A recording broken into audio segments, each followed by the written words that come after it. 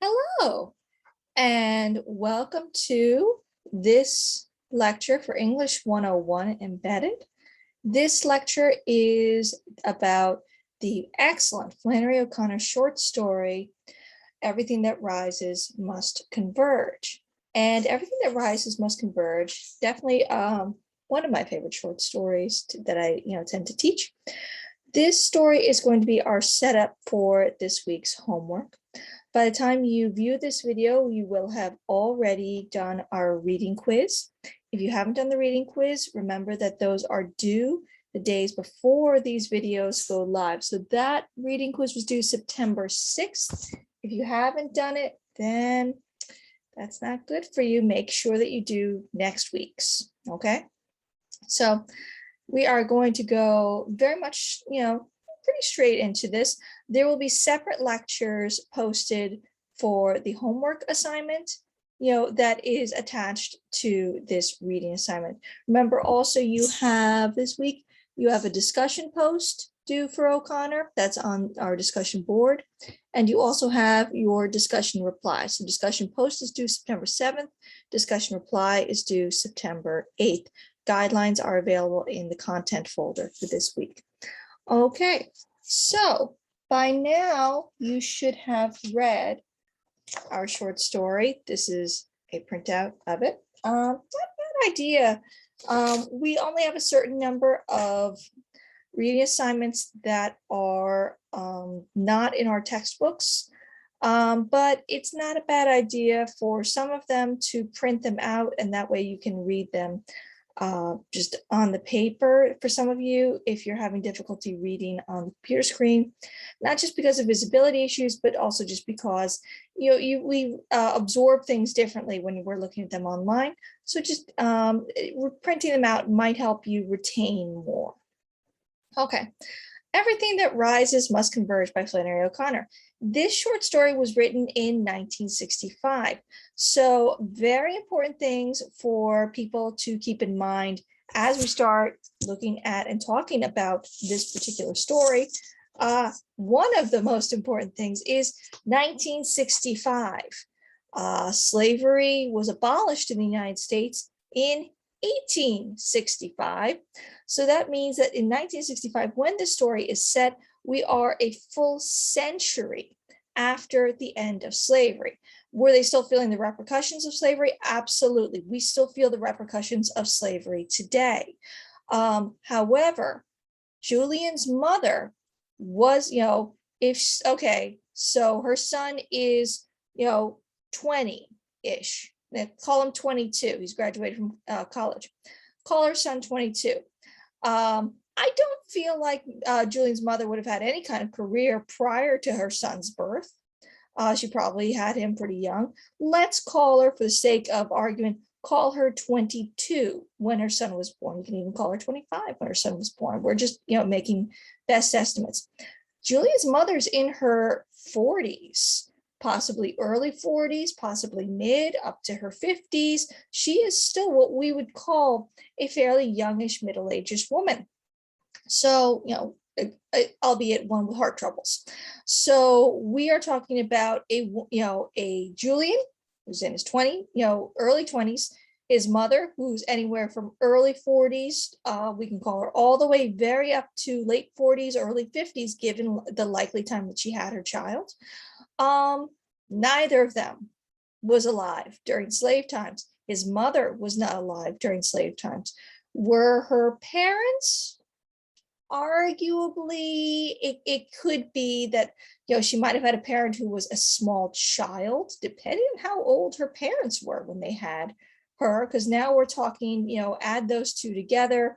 Let's say she had a parent who was, if she had a parent who was 40 when she herself was born, now we're back 80 ish years. Again, we're still not to slave times, but her grandparents were probably alive during slave times.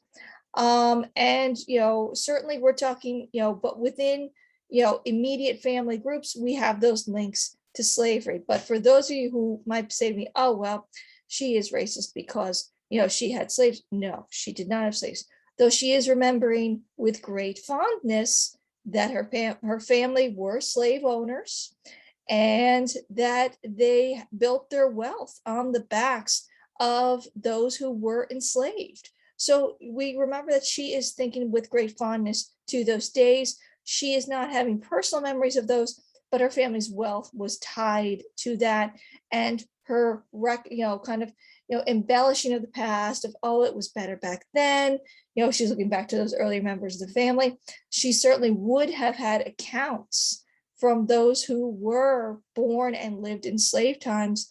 When she was a child, her grandparents, many people around her, when you were talking about, her nanny who was Black, these are people who certainly might have had very real firsthand experience within slave times. So in this time, we're talking 1965, you're very unlikely to see, we're 100 years past, almost all those who had themselves been enslaved were at this point dead, but their children were most certainly alive, and their grandchildren were very certainly alive. So a lot of people did have very direct links and had memories of people who had themselves been born into an enslaved life, or those who had ties to those who profited off of this system, or whose wealth had been built on the system, or who remembered fondly a system that had been upended very much against, over the objections of many of those who were in power.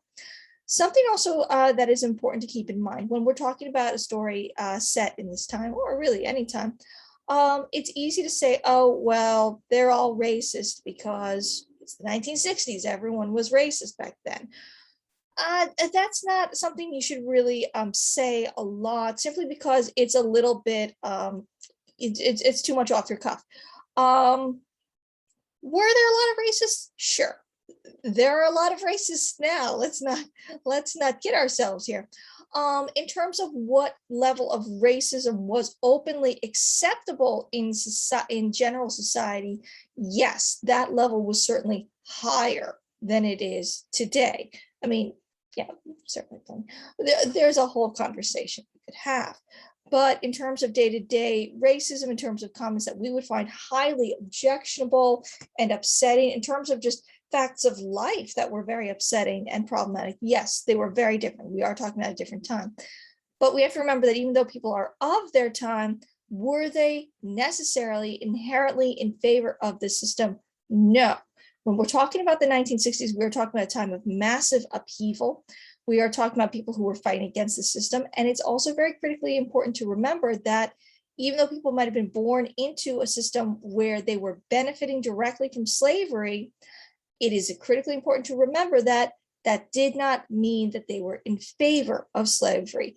There are many examples of powerful abolitionists and people who fought against the slavery system who had been born to plantation families and whose families had built their wealth and whose wealth was reliant on the enslavement of Black people. There were people who fought against the system. People like Julian's mother would have certainly had exposure to people who were fighting against slavery. Well, obviously she, who had fought against slavery and who fought against segregation and the Jim Crow South. So, she would have had exposure to it. She would have seen those people, even if she did not choose to interact with them in day-to-day life. A good parallel to this might be if we think about the Black Lives Matter movement today, even someone who might be very against, what is going on in these movements, might be against, what we are seeing in this country.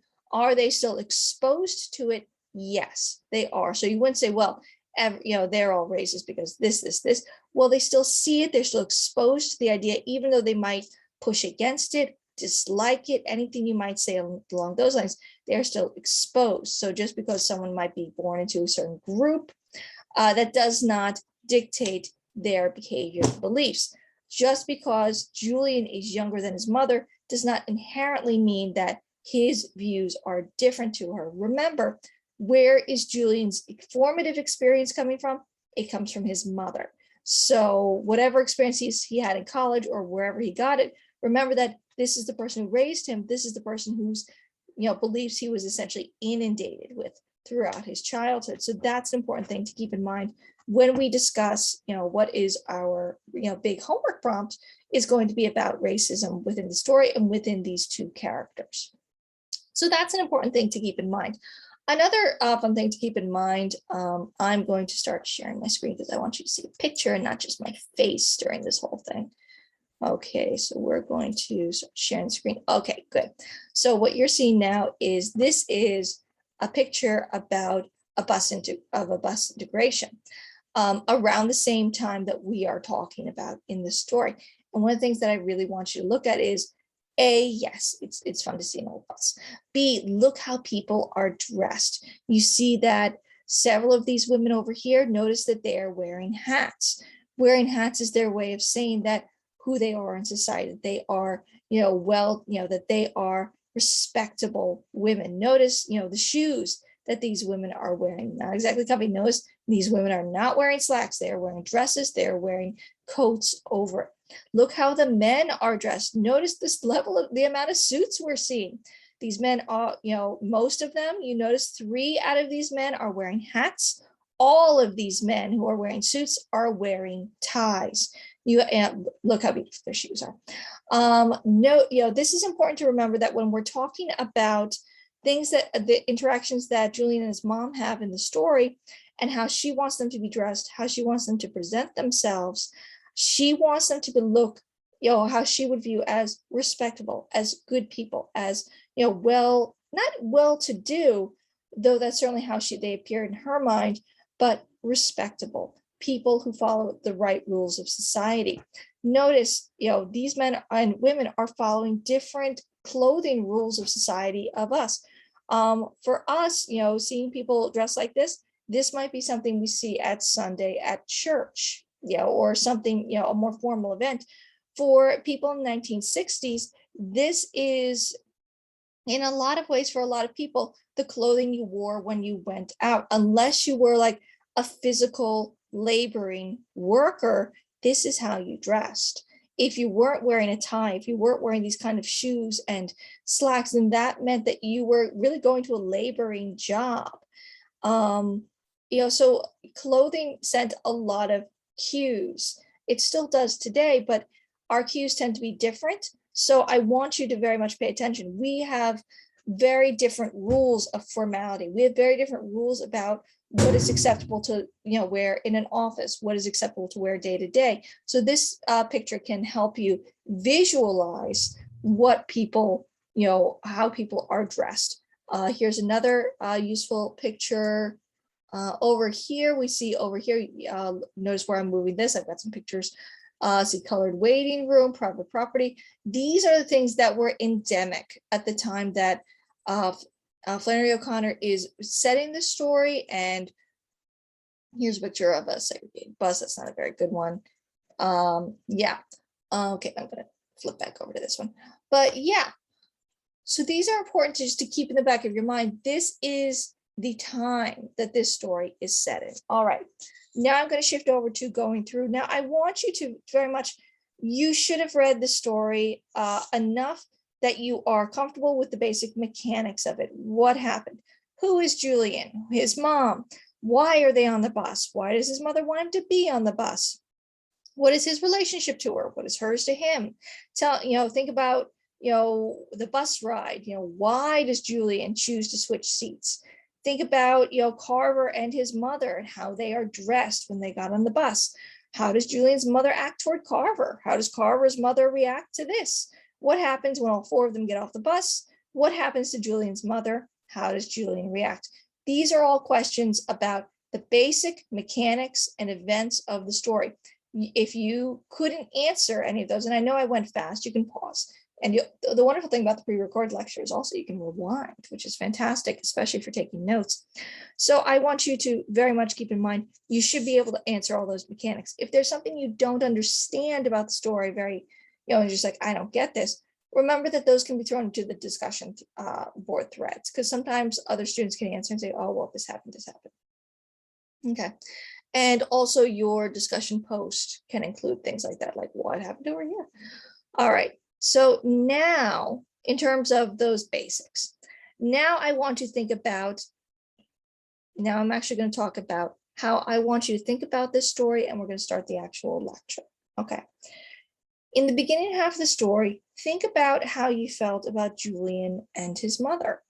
Who am I sympathizing with? Obviously, in the beginning half of the story, I'm sympathizing with Julian because his mother is incredibly racist. She says racist things. She believes those racist things profoundly.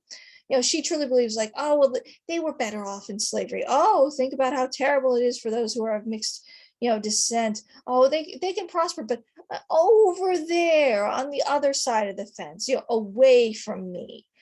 So, think about, those elements. Obviously, my feelings are profoundly against Julian's mother. I have no sympathy for her. And as we're, the story is, when Julian's thinking kind of nasty things about his mom, like, oh, I hate her. Oh, God, this is awful. I hate being around her. We are very much on Julian's side. We're saying, yes, Julian, we hate your mom too. She is the worst. So this changes though, doesn't it?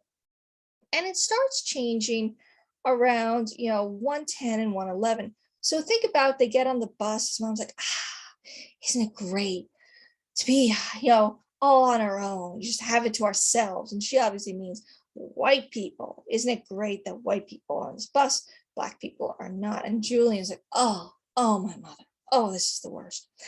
They get on the bus, 110, 111, a black man has gotten on the bus and he is well dressed. He is in a suit. And Julian's mom and all these other women, they're like, oh, you can see them just like cringing. They're like, oh, this is awful. And Julian, he wants to send a signal. He wants to indicate his support for this man. So he gets up and he moves and sits next to the black man. Obviously, this pisses off his mother. And now we start taking apart, what is Julian's motivation? Is it to show support? Well, by moving and sitting next to the man, he has implicitly done that. He's kind of sent a signal to the other people on the bus.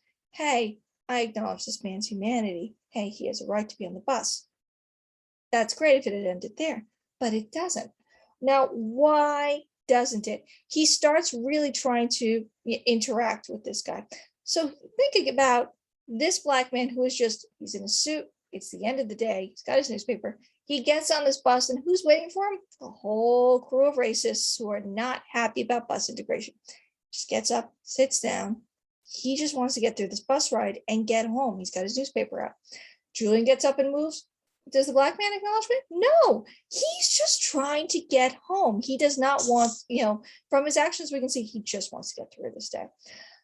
But Julian wants something from this well-dressed black man, doesn't he? He wants an interaction. He wants a little bit of acknowledgement, like, oh, Julian, you just did something great. Aren't we good compared to the other people on this bus? Does Julian get it? No, the man's looking at his newspaper, just trying to get through his day. So Julian asks him for some matches. Remember, these are in the days when everyone smokes.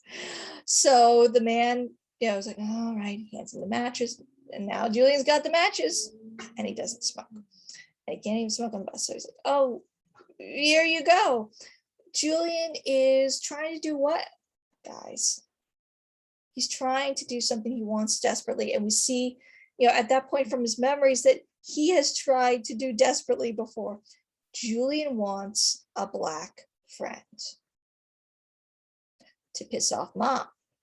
It's not that Julian wants a black friend because he wants to interact with someone, that it is a legitimate desire to want a friend for all the reasons that we like friends, or even saying, I want a black friend because I want to understand his point of view. I want to understand where he's coming from.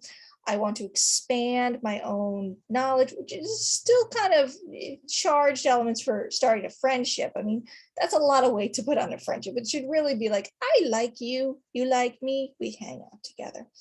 But we have these elements. And so we see that in this point that he has ulterior motives for trying to interact with this man, and he wants to make a friend. And then we have at the point where remember the points where he's thinking about, he's tried this before. He's tried to make his black friend before. he wants a certain kind of Black friend, doesn't he? He wants one who's well dressed. He wants one who he can discuss fancy things like the opera and novels and all these things to show everyone else, around him, especially his mom, how uneducated and thoughtless they are.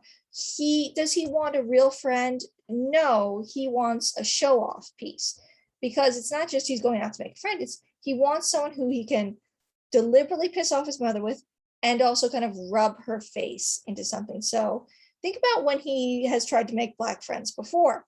He's basically made a pest of himself to several people. And we also have that great reference to when he was sitting next to a beautifully suited man on a bus, bench, and they were talking. They had a very nice conversation. The man gives him his card as he leaves, and he discovers that, oh, this man was an undertaker. Why did Julian not try and pursue that friendship? Because an undertaker isn't the kind of friend, the Black friend that Julian wants. He wants a doctor. He wants a lawyer. He wants a businessman. He wants someone of a certain class. So now we see some snobbishness coming in. Julian is very negative on his mother about her snobbishness, about her like, oh, we lived in this neighborhood. We are from this family. She has to wear a certain kind of hat when she goes out. She wants, she wants her son to wear a tie. These are elements born of snobbishness. Julian has those snobbish elements though too. He wants a certain kind of Black friend who will be of the class and education he believes he should emphasize. So we see these elements, and we also see as we keep going forward, we see more and more. This is a very problematic behavior from Julian. Essentially, he is using people. He wants them to be his friend to do something to his mother. It's not an honest desire for a friend. It's a bit of a commodification of someone, turning them into an item. He's not thinking about, hey, do they like me? Do I like them? Do we get along? Can we go to the opera together? Instead, he's thinking like, I will use this person to make my mom so mad. I'll get a Black doctor. So we think about those things. The best example of this, of course, is when Julian was imagining a Black wife. And again, you have to think about what are those motivations for. Is Julian thinking like, oh, I'd love to marry a Black woman. Oh, we'd get along. So, I want someone who's a nice person and she does this and that. And I would, Black women are so beautiful. Many of them I find so personally beautiful. I will do this, this, this. We will be so happy together. Oh, wouldn't it be great? Me and my Black wife. No, there's some elements of fetishization in that anyway. But there's not coming from a desire for someone as an individual, as someone to fall in love with, as someone to have a marriage with. Why does he want that? To really make his mom mad, like the ultimate anger, like I will marry a Black woman to really rub my mom's face in what I'm doing, and she will have to live with it, and her grandchildren will be half Black, and oh, that'll really kill her. Oh, what this would. He's really visualizing and fantasizing about essentially using a Black woman to hurt his mother. Is he imagining marrying a Black woman for the right reasons? No. He is imagining marrying a Black woman in order to essentially commodify and use her. This is also a form of using a people, because he's not thinking about people as individuals. And the idea that he can just use people like this to be a Black friend to get his mom mad, to be a Black wife to get his mother mad, these have very close ties to racism as well. So think about, these elements. Since he's not seeing people as individuals, he's seeing them as something to use. He's seeing them as something to commodify. He's thinking of something as how can they serve his life, his desires. You also should feel really bad for any poor woman who, Julian tried to date. Obviously, this is not someone you want to date. So we have these elements. And there's one moment that he's picturing of the ways to piss off mom. And that's the moment where, when he was listening through the examples, he thinks, I could participate in a sit-in. Now, this is the one time Julian has thought about something that would actually help, would actually assist a cause. It's also very doable. Participating in a sit-in. And remember, sit-ins were where they would go to businesses that would only serve white people, and people, Black people, and some of their allies would go and they would sit, and they would be very calm, and they would wait, and they would essentially ask for service. And all of you who have seen footage saw that they risked people putting horrible, covering them with horrible things. And they also risked violence. Many people were beaten and horrible things, were done to people who were just peacefully protesting and demanding this service. So Julian actually participating in that, that would be an act of bravery, that would be an act of allyship, that would be actually something that would help people. He moves on from that idea pretty quickly, doesn't he? Because that's not the sort of thing that he wants to make mom mad with. And that actually would require real work on his part and some risk, and is also very doable, whereas fantasizing about bringing the black wife home, obviously, he'd much prefer that. So we have these elements. Also, so we have this setup, and we're starting to see, here's where we really start to see Julian's racism. Carver and his mom get on. Now, Carver is the adorable 4-year-old boy. His mom is, we have to refer to as Carver's mom. No women have names in this story. Carver's mom gets up, and clearly she's had a day. She and her 4-year-old are dressed up very finely. They've probably been to some sort of event. Anytime you dress a 4-year-old up to that extent, clearly you went somewhere. She is tired and she is done in her day. And now she has to get through a whole bus ride surrounded by racists. So she, now also think about the physicality of Carver's mom. She's not delicate. She's not weak. She is a big, tough woman who clearly has had to do a lot in her life. She is not sending out those signals of gentility that, Julian likes, of upper class, of even, that upper middle class that clearly they're striving for. She sits down, and she sits down next to Julian. He doesn't like it. Before, clearly he was just like, oh, I'm sitting next to the black man. This is great. Everyone's going to, see how I think.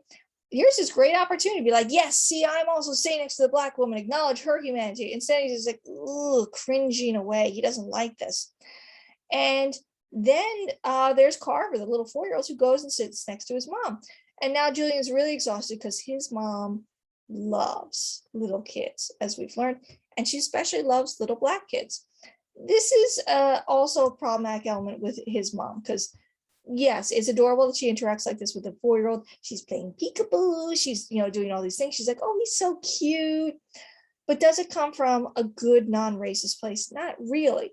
And you can see Carver's mom is getting more and more irritated with this, because when Julian's mom reacts like that to Carver's mom, she clearly does not like Carver's mother. She's playing with a little kid. Think about this 4-year-old. Adorable, obviously. And Julian's mom's interaction with him is also adorable. How will she interact with this child in 10 years, for example, when he is 14? Will she still think, oh, he is so cute. He reminds me of my son at that age. Look how big he's getting. He's becoming a young man. His mother must be so proud. Will she have that kind of extending of herself, thinking of, that? No, she would be frightened of him. Remember that the reason that she is insisting that her son get on the bus with her is her fear of integrated buses. She will no longer ride the bus alone at night. So we see, there is that element that cute now, but later is going to be seen as a threat, as worrying. So there's that element of racism there. So I think, Carver's mom, obviously she is not pleased about what is going on. She said quite a bit today. She's like, oh, no. She pulls her son over, because like, stand right here. She's getting really, really agitated by everything that is going on. Julian, of course, very uncomfortable, irritated, doesn't like when his mother is doing something nice. And then he sees the thing. And he's like, oh, the wonderful thing for Julian is that his mom is wearing the same hat as the black woman. He's like, oh, this will, he's loving this moment. He's like relishing. He's like, oh, this is great. She's going to see the hat on someone else. For him, he's just like, oh, he's salivating at it. He's like, oh, this is wonderful. Oh, it's going to hurt her so much. Oh, it's going to embarrass her. She's wearing the same hat as this black woman. Oh, it's so great. How does his mom react when she actually sees and acknowledges, oh, we're wearing the same hat? It's actually interesting, isn't it? She's just like, there we go. She doesn't. And this is the interesting thing about Julian's mother's racism.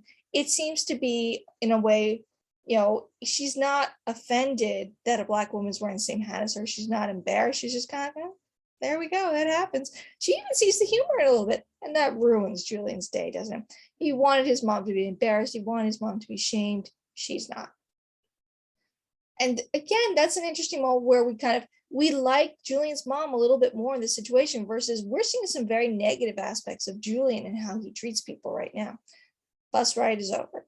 They get off the bus, and Julian's mom wants to give the little boy a nickel. Now, here's what we also have to keep in mind when we're talking about the nickel situation. That is, it is a useful thing to keep in mind.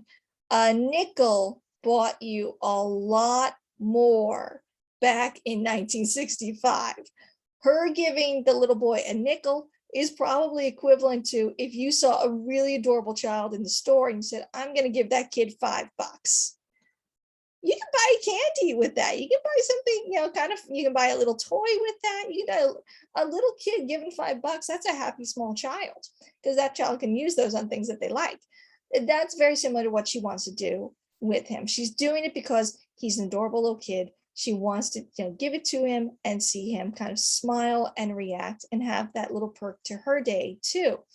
A useful thing to remember how focused she was on the cost of the hat. I could return this. I could pay the water bill with this. She wants to give the child a nickel. And Julian is just like, oh no, he doesn't want to do it. He's hating it. She can't find a nickel. She finds a shiny penny. Again, this child could buy some candy with a penny. It's really critical to think about the price inflation since 1965.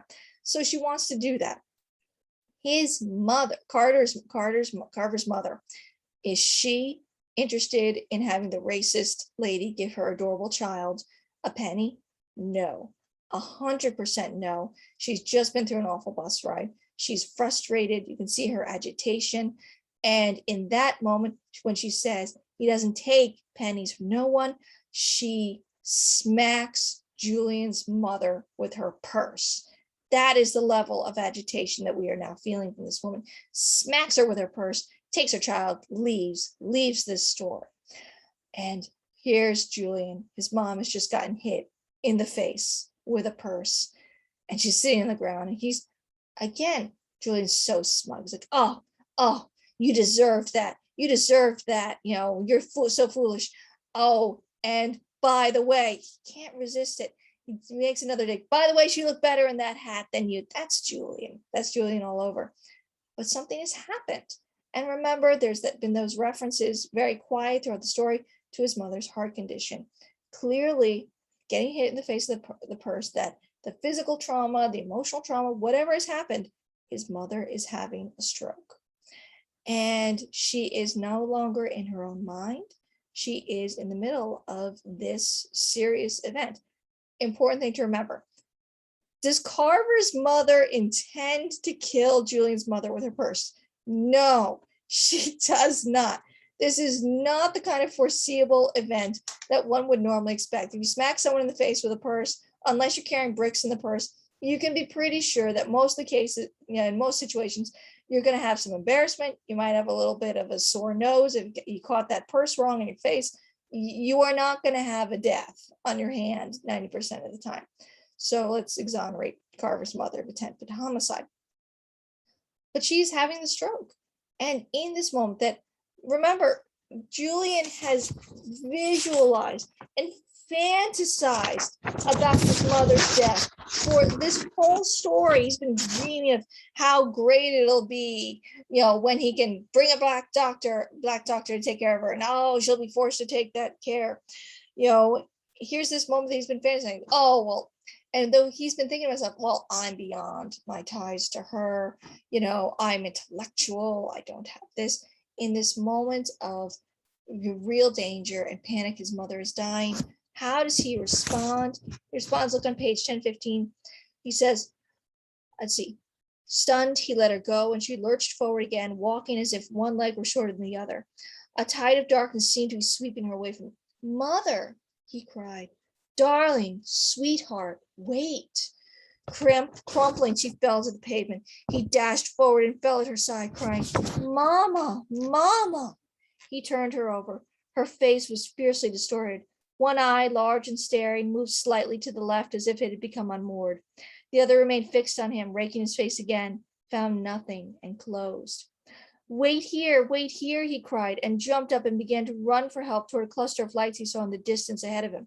Help, help, he shouted, but his voice was thin, scarcely a thread of sound. The lights drifted further away the faster he ran, and his feet moved numbly as if they carried him nowhere.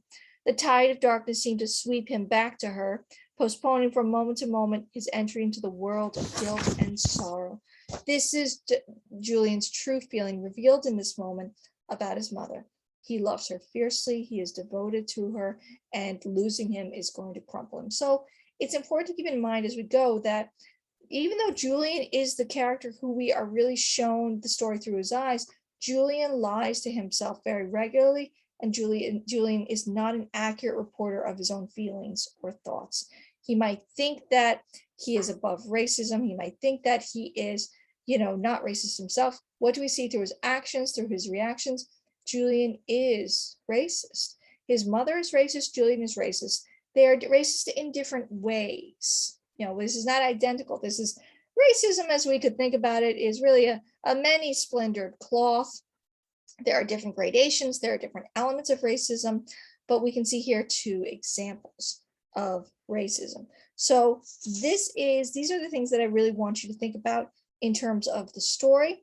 And going into your discussion post and your reply, I want you to think about these things. And a good thing to do is, once you have listened to this lecture, go back and reread the story again, see what you pay attention to, focus on where do we see racist behavior, thoughts, activities, from Julian's mother versus Julian. Which is potentially more problematic? Julian's mom, who's a loud racist. God knows this woman is racist. She is loud about it. She is proud about it.